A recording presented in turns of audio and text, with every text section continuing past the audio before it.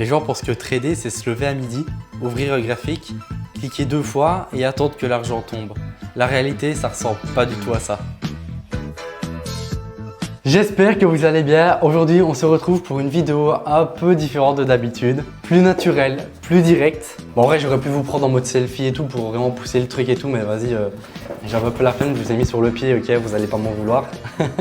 Bref, on va parler d'un sujet qui est super important, intéressant et dont pas grand monde parle sur les réseaux sociaux malheureusement, alors que c'est pourtant le truc le plus vrai au final, qui est tout simplement la routine d'un trader, donc surtout un trader rentable. Donc je vais vous montrer un peu les coulisses de ma vie, comment est-ce que je trade quotidiennement, comment ça se passe une journée de trader. Donc voilà, je vais vraiment vous montrer ça de manière super naturelle, ok. Donc il n'y aura aucun bullshit dans cette vidéo.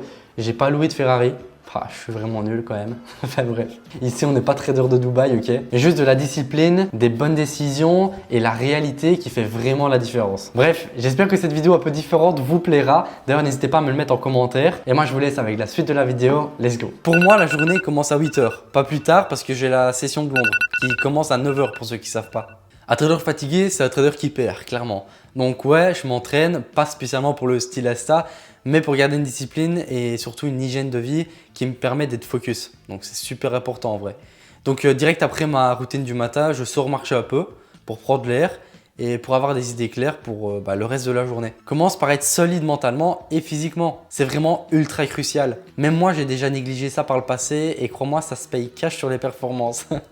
Bref, mais avant de penser au marché, je fais le direct me préparer à petit-déj. En ce moment, j'aime bien garder ça simple et surtout ça.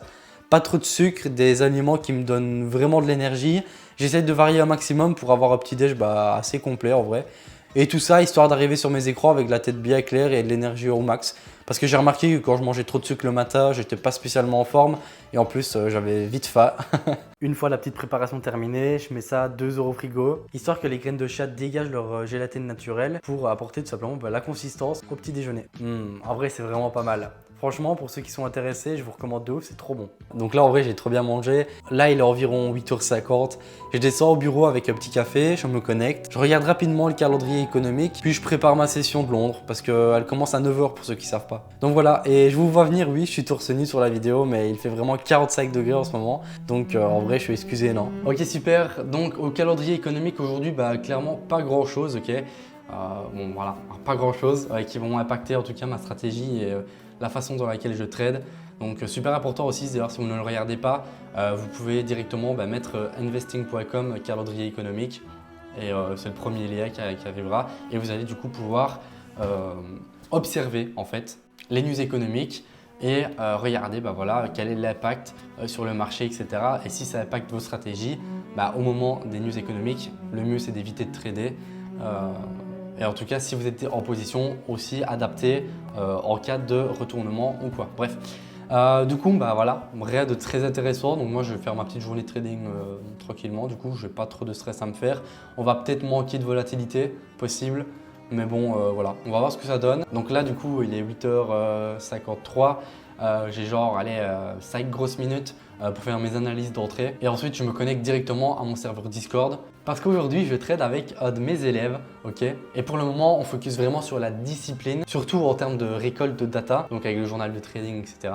Pour comprendre et surtout par la suite ajuster tout ce qui ne va pas en fait. Et après, par la suite, moi, je viendrai le corriger. Et après, on pourra focus du coup pour la direction vers le payout et le compte financier. Donc voilà un peu la chronologie dans laquelle je travaille, en tout cas avec cet élève-là. Donc voilà Pierre qui est vraiment un super élève, il est super investi et tout. Je suis très content de lui. Là aujourd'hui, ça doit faire 2 mois et demi, 3 mois. Un truc comme ça qui s'est lancé avec moi. Il a déjà obtenu des résultats super intéressants, l'air de rien. Lui, il est sur une stratégie de breakout sur les sessions asianes. Okay. Donc bon, je ne vais pas trop détailler la stratégie, c'est pas le but de cette vidéo aussi. Donc là, je vais vous laisser avec quelques extraits de l'appel pour que vous voyez un peu comment ça se passe, mes coachings en live avec mes élèves. Ouais, salut Pierre. Ça va Vincent? Ça va et toi? Ouais, très bien. Justement, fais-moi un petit rappel de ce qu'on attend comme confirmation sur la stratégie. La traversée, ouais, on est en train de la faire en fait. D'ailleurs, tu m'avais parlé que tu avais un payout là pour faire où? C'était sur ça? Oui, on m'a dit c'est important de faire un payout parce que ça valorise ce que tu fais. Ouais, c'est sûr. Voilà. Selon ton backtesting récent, hein, tu m'as dit. Ouais, c'est ça, Il faut exactement. attendre. D'ailleurs, t'avais remis à jour ton journal de trading que t'avais pas mis là? Exactement, ouais, tout à fait. Mais il y en a, tu vois, il y a plan, ils respectent, ils vont jamais s'écarter.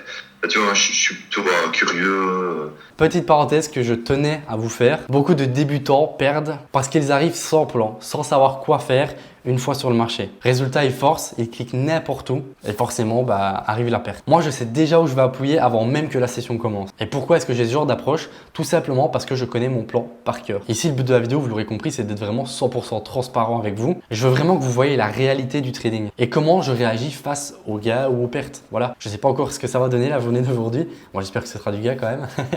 Bref, donc ceux qui regardent cette vidéo et qui débutent et qui souhaitent en savoir plus, je vous invite bien évidemment à regarder les autres vidéos de cette chaîne YouTube. Mais bien évidemment, attendez la fin de cette vidéo, ce serait bête de se laisser là-dessus. Et en description, vous retrouverez également le lien de mon school. En gros, c'est une plateforme pour vous former gratuitement. Et vous pourrez également prendre un appel avec moi. Je sais pas, ce sera le deuxième lien à mon avis. Donc voilà, vous prenez un appel avec moi, nos prises de tête, ok. Il n'y a pas d'engagement ou je sais pas quoi, ok. Le but, c'est vraiment de vous aider dans un premier temps. Et si ça match entre nous, et que ça vous intéresse aussi de vous faire accompagner, coacher, éventuellement aller chercher du résultat le plus rapidement possible, moi ce sera avec plaisir, ok. Ok, du coup les gars, on se retrouve cette fois-ci sur les écrans. Là typiquement, il se passe pas grand chose. Bon, je regarde là et là parce que j'ai deux écrans, ok. Voilà, donc là typiquement, comme je l'ai dit, il se passe pas grand chose, assez calme, comme je vous l'avais dit. À mon avis, manque de volatilité, voilà, parce qu'il n'y a pas de news économique, etc. Donc bon, assez calme aujourd'hui. Moi, j'espère quand même qu'on va trouver une petite opportunité. Donc là, typiquement, la majorité des gens risquent de perdre patience. Ok. D'ailleurs, si tu regardes la vidéo, peut-être que ça t'est déjà arrivé aussi. C'était même certainement arrivé. Vous perdez patience, vous avez la flemme, vous allez vous dire ah, c'est bon, ça me saoule. Je lance du trading, c'est pour faire du trading quoi. La plupart, c'est ce que vous dites. Et le problème, c'est que voilà, là quand il se passe rien comme ça sert à rien de se précipiter. Vous allez juste lancer des trades pour les perdre. C'est complètement débile quoi, en vrai. Ça, c'est un petit conseil que j'ai donné à un de mes élèves il n'y a pas longtemps. Ayez vraiment la vision du trading, pas comme un business, mais comme une machine à fructifier. Je crois que j'en ai fait un réel d'ailleurs de ça. Parce qu'un business, en fait, vous allez vouloir toujours faire du cash, ok. Faire rentrer du cash, augmenter le chiffre d'affaires, etc. Le trading, c'est pas ça. Le trading, dans un premier temps, vous allez devoir préserver votre capital, logique. Si vous investissez 10, 20, 30, 40 000 euros, même 500 euros, c'est pas peu importe. Le but, on est d'accord, c'est de les garder au minimum. Vous n'allez pas le fructifier, c'est une chose, mais au moins le garder, le perdre, c'est quand même bête quoi. Donc, dans un premier temps, ça va être de préserver votre capital. Et en second plan, oui, si vous trouvez des opportunités pour fructifier votre capital, lancez-vous, ok? Parce que vous êtes une stratégie, parce que c'est backtesté, que c'est validé, évidemment. Bref, donc essayez vraiment cette vision-là du trading, ok? Parce qu'en vrai, c'est un switch mental, je pense, d'avoir ça. Donc voilà, essayez d'appliquer ça et faites-moi éventuellement un retour en commentaire ou autre. C'est comme là, typiquement, j'aurais pu rentrer si j'étais impatient, encore une fois. On remarque bien que j'attends toujours la clôture des bougies. Pourquoi? Parce que pareil, il y en a, ils sont trop impatients ou alors leur plan c'est peut-être en 30 minutes et ils vont aller se mettre en 5 minutes pour essayer de gratter une petite bougie pour rentrer plus tôt, etc. Les gars, c'est inutile en vrai de vrai. Vous allez juste perdre de l'argent encore une fois. Ce serait con. Donc, si votre stratégie est en M30, donc une bougie égale 30 minutes, attendez la clôture de la bougie. Parce que là, typiquement, il y a plusieurs trades où j'aurais pu rentrer dessus. Mais voilà, j'ai bien fait de ne pas rentrer dessus parce que ça va tout simplement mêcher en fait. Donc, quand ça mèche, c'est que c'est pas bon. Il faut attendre une clôture, en tout cas pour ma stratégie. Ok. Bref, donc comme je vous l'ai dit, ici pour le moment, il n'y a rien de super intéressant. C'est super calme. Donc là, je reste patient, je craque pas. Je me sens pas obligé de prendre un trade parce que ça aussi, je sais bien que vous êtes pas mal à l'avoir. Je me sens pas obligé, je m'en fous. Moi, mon but, voilà, c'est de préserver mon capital. Et si je vois qu'il y a un truc qui peut être intéressant pour, oui, faire de l'argent, ok, je prendrai la position. Donc voilà, pour le moment, rien de ouf. Et en attendant que ça bouge un peu, je discute tranquillement avec Pierre, du coup, sur le Discord. D'ailleurs, si tu te reconnais dans tout ce que je te dis là, que ce soit dans les erreurs, dans les doutes, comme je l'ai dit tout à l'heure, n'hésite pas à prendre un appel avec moi dans la description. Je pourrais certainement t'aider, te permettre d'avancer et si ça match, pourquoi pas bosser ensemble. On continue avec la suite. Donc là, comme vous pouvez le voir, cette stratégie-là du coup est basée sur les breakouts, la session asiatique. Ok, donc là j'ai mis le high et le low, tout simplement, on se casse pas la tête. Comme vous pouvez le voir aussi, là j'ai clairement mis une alerte, ok, avec un sell stop, c'est-à-dire que dès que le prix viendra casser cette alerte-là, la position va se lancer en automatique pour aller target du 2 pour A. Ok, c'est ma target en général, en tout cas pour cette configuration-là et cette stratégie-là. Donc voilà, on va aller chercher du 2 pour A, on va voir ce que ça va donner. Là honnêtement, il n'y a pas grand-chose d'autre à faire à part patienter. Je vous reprends dans quelques minutes, dans quelques heures, voir ce que ça donnera en fait. Donc voilà, on se dit à tout de suite. Donc voilà les gars, on se retrouve du coup quelques heures plus tard. Le marché est venu casser, on est plus ou moins à la moitié du trade, ok. Donc c'est trop cool, je suis super content parce qu'aujourd'hui en vrai c'est une journée super chill, il se passe pas grand chose. Il n'y a pas vraiment d'annonce économique, etc. Donc bon, pas ouf. Donc là, en général, moi j'ai 4 sacs, 6 positions si vraiment j'ai de la chance. Mais sur la journée, ok, là en l'occurrence, j'en ai eu aucune. J'ai eu que celle-là qui rentre dans mes configurations que j'attends tout simplement. On a cassé, propre, avec un petit pullback sympa. Le prix est assez agressif, donc là, il est bien directionnel. Donc ça, c'est cool. Bon voilà, rien d'autre à ajouter. En vrai de vrai, le management, là, j'ai pas grand-chose à faire. Les bougies me font pas spécialement peur. Donc j'ai rien à faire à part, encore une fois, patienter et tranquillement en attendant que ça aille chercher mon TP, ok. En vrai, je fais rien de spécial, quoi. C'est vraiment, j'applique mon plan. Dites-vous que les traders particuliers, qui perdent parce que c'est prouvé que dès qu'ils constatent 1, 2, 3, 4 pertes d'affilée, 5 pertes, ça peut arriver, c'est normal. Ça s'appelle les drawdowns en trading, c'est totalement normal. Bah en fait, ils vont changer de méthode, changer de stratégie, changer de plan.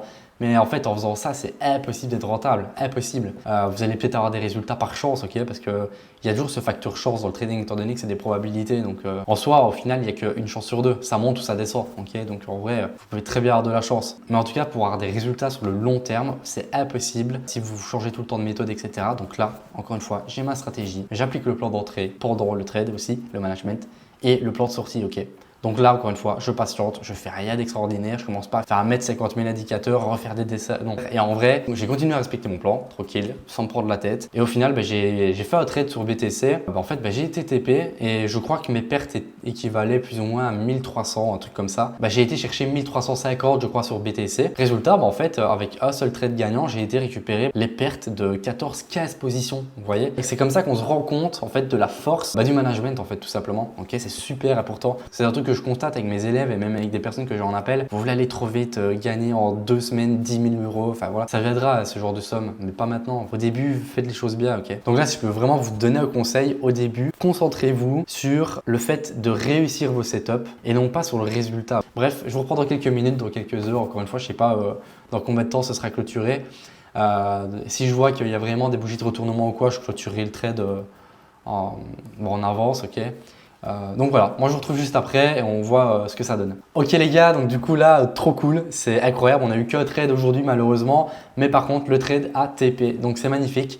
On a été chercher du 2 pour 1. Du coup les gars, session terminée parce que oui, ceux qui ne le savent pas, la session de Londres c'est de 9 à 13, en tout cas c'est là que se passe mon exécution. Qui dit 13h dit l'heure d'aller manger. Et ça, tout simplement pour pouvoir enchaîner la deuxième partie de la journée. Parce que oui, le trading ne représente qu'une partie de ma journée. Bon, du coup, voilà les gars, je reviens du tour de midi, on va dire ça comme ça. Du coup, c'était du toast avec des œufs brouillés. Donc voilà, c'était simple, efficace. Et j'ai également bien bu parce que pour le moment, dans ma région, il fait genre 40-45 degrés, c'est horrible. Donc comment vous dire que si je ne m'hydrate pas correctement, je sèche littéralement sur mon bureau, voilà. C'est parti pour le reste de la journée, let's go. L'après-midi, c'est business plus coaching. Pour ceux qui ne le savent pas, en parallèle de mon trading, j'ai aussi une école de trading appelée Raise One qui aide les traders qui ne se sont déjà lancés dans l'aventure du trading mais qui galèrent à obtenir des résultats et forcément aller chercher la rentabilité. D'ailleurs, vous allez peut-être vous reconnaître dans ça. Donc si je peux vous aider et que vous avez envie d'avoir un peu d'aide, n'hésitez pas à mettre des petits commentaires en toute cette vidéo et je regarderai ce que je peux faire pour vous. Et comme on me pose souvent la question, je vais y répondre directement.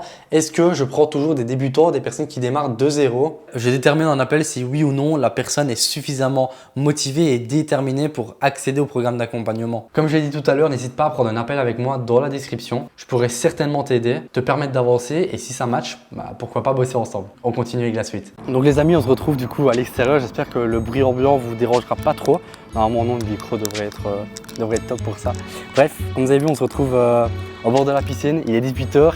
Qui dit 18h dit l'heure d'aller manger. Mais avant ça, voilà, j'en ai profité pour aller me rafraîchir un peu dans la piscine. Et aujourd'hui, je vous ai préparé un petit bonus qui, clairement, vous ne verrez ça nulle part. Ça n'a vraiment rien à voir avec mon contenu habituel. Mais bon, ça fait partie de mon histoire. Parce que non, je n'ai pas toujours généré 5, 6 chiffres en business, ni investi des dizaines de milliers d'euros. Avant ça, j'étais chef cuisinier en gastronomie. Mais bon, ceux qui ont lu ma bio sur la chaîne YouTube le savent déjà. Alors pour cette vidéo, je vais ressortir un peu mes anciens talents. Enfin, en tout cas, ce qu'il en reste. Je vais me préparer un bon petit plat et vous le présenter juste après. Pour ce plat, on va rester assez simple et raffiné. J'ai fait avec ce que j'avais. Donc, on va partir sur une mousseline de poivron rôti, laissée onctueuse et qui viendra vraiment apporter la base du plat.